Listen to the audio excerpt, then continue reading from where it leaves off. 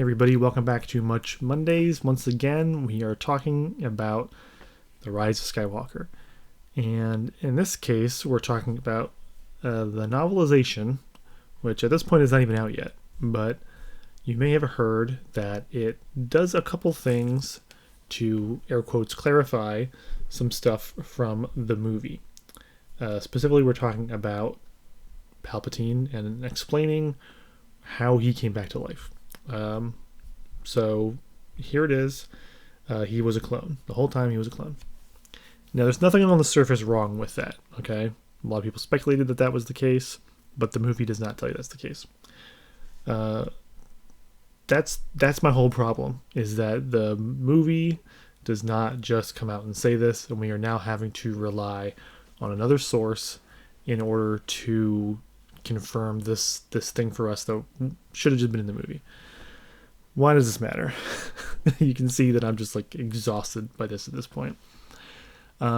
This is I guess you must call this the J.K. Rowling at this point, because she's sort of infamous for doing this kind of thing where after the fact you comment something or release a piece of supplemental material that clarifies something that people didn't like about a previous thing, or just piles extra stuff onto that universe. And in this case, it almost seems as if they held the novelization specifically to be able to answer problems that people had with it, because typically movie novelizations come out at the same time the movie, or even before the movie. Like you could go pick up a book version of Frozen 2 before that movie was even out, and it had the plot of the movie in it. So the fact that this novelization comes out 3 months after the movie's out and answers stuff, to me, I don't know how else to put this except to say that if you have to release something after the fact to clear up or clarify something from your original work, that is a criticism of your work.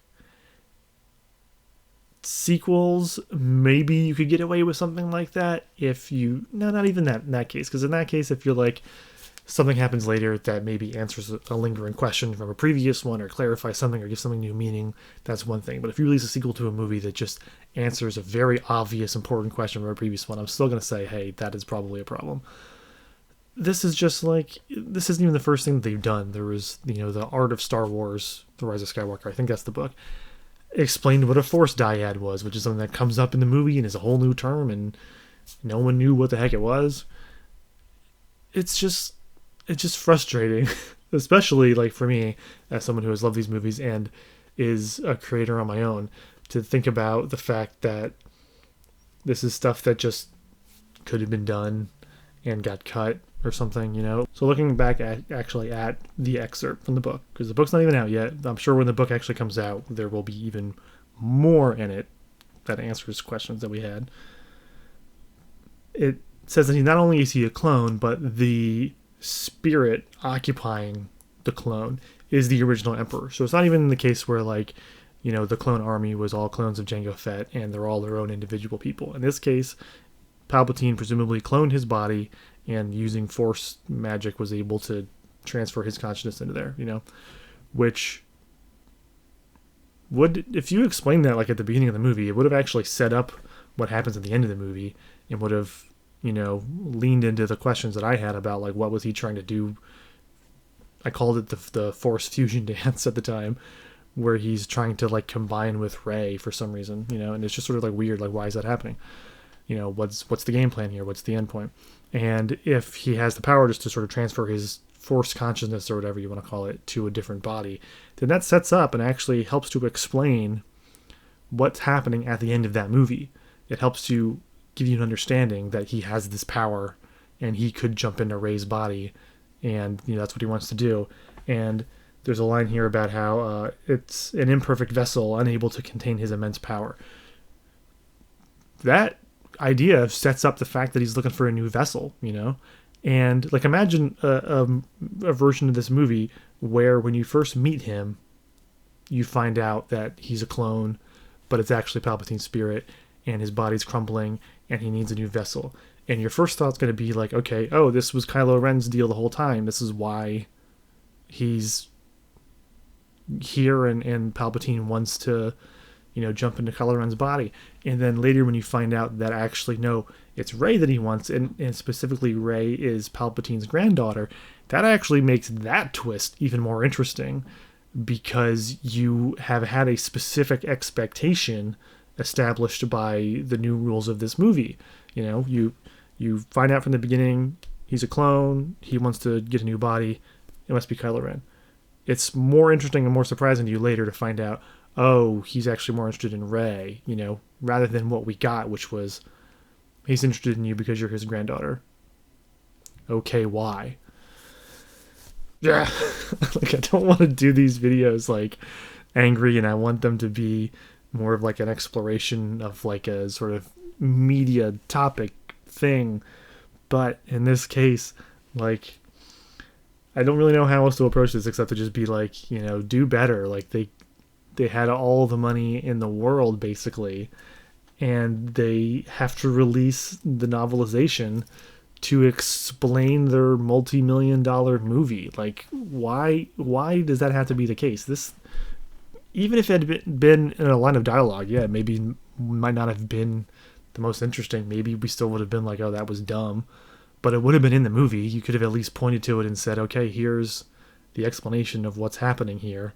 With what we got, all we can do is just speculate and be confused and then wait for the novelization and be upset. So, I don't know. Like I said, book comes out March 17th. I probably won't be reading it, but I imagine there's probably a lot more in it. There's a whole lot in that movie that doesn't make sense. There's a whole lot in that movie that could be explained by a prose explainer novel, which is probably what this is going to end up being. So, I don't know. I don't know what the takeaway for this is, except to say that I feel the same way about J.K. Rowling's work. When you go out there and have to say stuff outside of your work in order to make your work more interesting or to clear up plot holes, that to me is a criticism of your work. You need to be able to look at the thing as its own thing, and it should work on its own. It should be self-consistent, and you shouldn't have to go to this piece of media and that piece of media in order to answer the questions. Obviously, the other thing is, obviously Disney is doing part of this on purpose, in the sense that they want you to pick up the books and the comics and the video games. Well, I guess they're not really doing video games yet, but they want you to get all of the media in order to get the full picture of this universe, But that's not a reason to... I hope they didn't purposely create plot holes in the movie in order to entice people to read the book where those things are answered,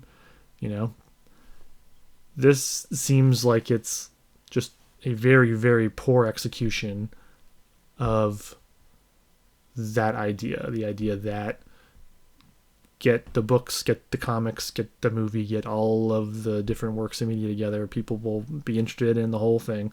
This seems like a failure of that. And now that you're sort of required to just get a baseline understanding, you need to pick up this other book, So, I don't know. I know Disney's going through some weird changes right now. They just got a new CEO. They're still dealing with the Fox merger. I know they can do better. I want them to do better. That's the moral of the story. Hopefully I don't have to make another one of these in a little while. If you want more of this or other regular stuff, make sure to subscribe to this channel. Leave me some comments about how you feel. Normally I would say to put your outrage somewhere else, but if you're upset about this one, I want to hear it. This is a space to just, be miserable together about the state of the Star Wars universe. But I should get out of here before I get more upset. So I'll talk to everybody later. Have a good one.